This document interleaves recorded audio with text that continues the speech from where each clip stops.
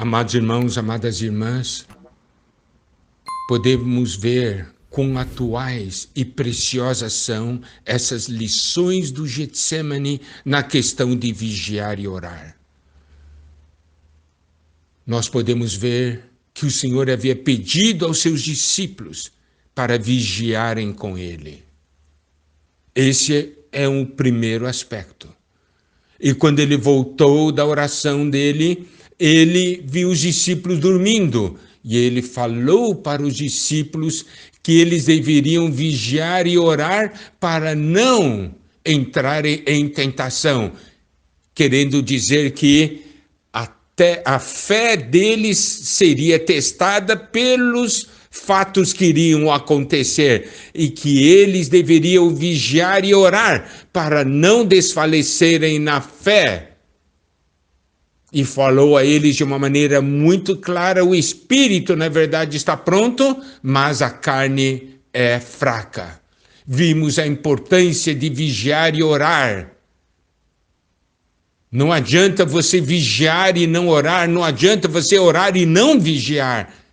Essa dupla caminha junto. Vimos também que isso era necessário para os discípulos vencerem.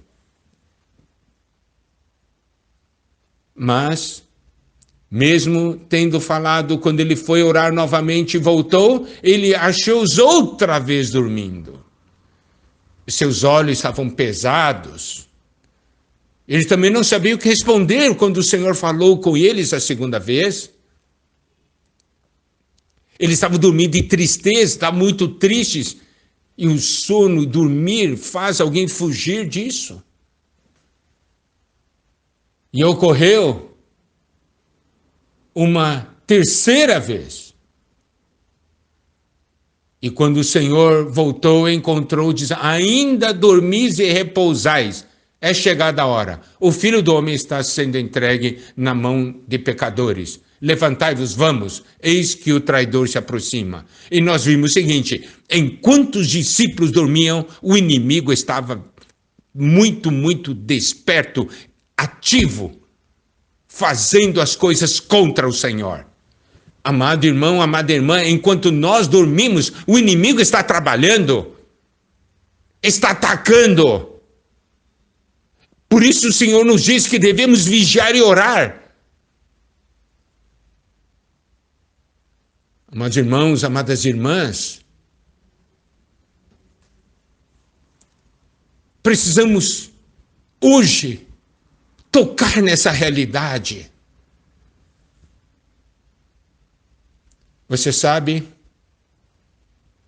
em 2 Samuel, capítulo 15, versículo 30, nos mostra uma experiência de Davi ali, no Monte das Oliveiras. Seguiu Davi pela encosta das oliveiras, subindo e chorando. Tinha a cabeça coberta e caminhava descalço. Todo o povo que ia com ele, de cabeça coberta, subiu chorando. Davi, no passado, havia passado pelo Monte das Oliveiras e estava chorando, e o povo estava chorando com ele. Agora, o filho de Davi, o nosso Senhor, estava ali, orando. E os seus seguidores, seus discípulos, os três mais íntimos, estavam dormindo.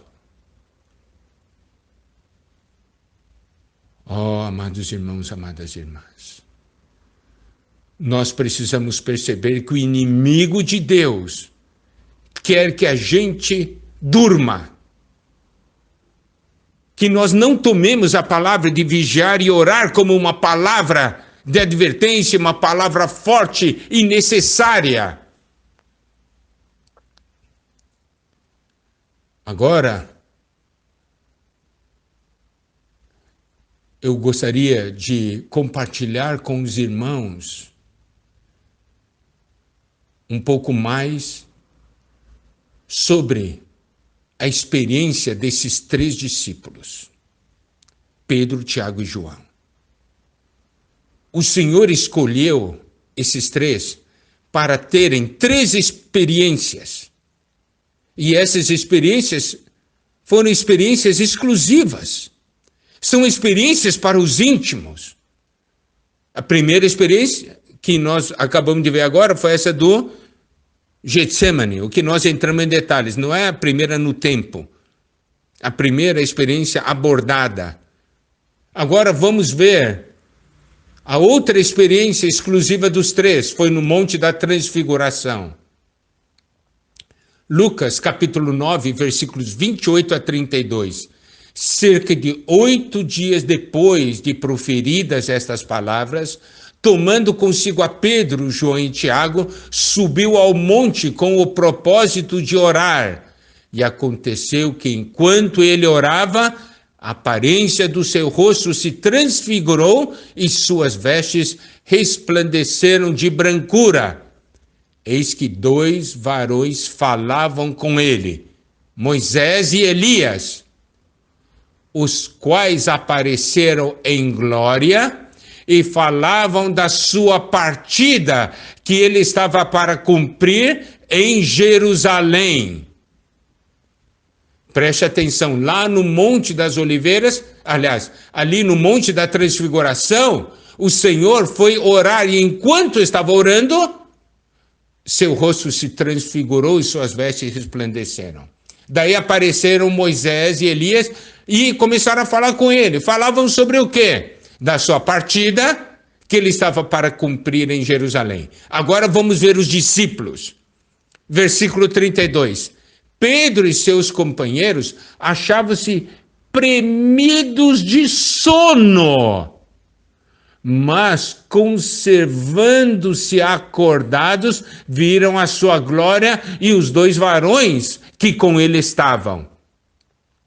Existem traduções que dizem que eles dormiram e acordaram a ponto de ver o finalzinho. Veja, esse mesmo Pedro, Tiago e João, antes da experiência do Getsemane, ele estava ali no Monte da Transfiguração, e enquanto o Senhor Jesus estava orando, ele estava ali também premidos de sono.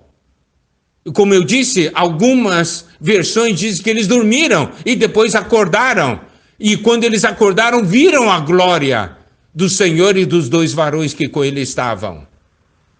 Novamente vemos aqui o sono. Então, olha só. Quando há algo importante que o Senhor quer revelar aos seus, no momento de intimidade, que para nós é sempre o momento de oração, o sono vem. O inimigo não quer que a gente veja a glória do Senhor. O inimigo não quer que a gente veja o que o Senhor passou, a agonia, o sofrimento do Senhor por nós. E por isso que vivemos muitas vezes de uma maneira tão relaxada.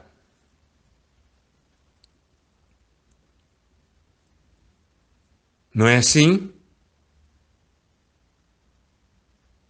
E ainda mais, uma outra porção, é a porção da cura da filha de Jairo, Marcos 5, 35 a 43. Falava ele ainda quando chegaram alguns da casa do chefe da sinagoga, a quem disseram, tua filha já morreu, porque ainda incomodas o mestre? Mas Jesus, sem acudir a tais palavras, disse ao chefe da sinagoga, não temas, crê somente. Contudo, não permitiu que alguém o acompanhasse, senão Pedro e os irmãos Tiago e João. Tá certo? O Senhor levou somente esses 3, e aí ocorreu o milagre, né? Chegando à casa do chefe da sinagoga, viu Jesus o alvoroço, os que choravam e os que pranteavam muito. Ao entrar, lhes disse, por que estáis em alvoroço e chorais? A criança não está morta, mas dorme. E riam-se dele. Tendo ele, porém, mandado sair a todos, tomou o pai e a mãe da criança e os que vieram com ele, que era exatamente Pedro, Tiago e João, e entrou onde ela estava. Tomando-a pela mão, disse, Talita cumi, que quer dizer, menina, eu te mando, levanta-te. E imediatamente a menina se levantou e pôs-se a andar, pois tinha 12 anos. Então ficaram todos sobremaneira admirados. Está vendo? Aqui a experiência foi de poder, o poder da ressurreição, o poder da vida que o Senhor tem. Então, as 3 experiências desse círculo exclusivo restrito, Pedro, Tiago e João, ver, conhecer o poder de Deus, a glória de Deus e a agonia do Senhor. Em outras palavras, o poder do Senhor, a glória do Senhor e o sofrimento do Senhor. São 3 visões importantíssimas. Quando nós vemos o que o Senhor quer e o que Ele sente, certamente vigiaremos com Ele. E nós vigiaremos e oraremos. Louvado seja o Senhor.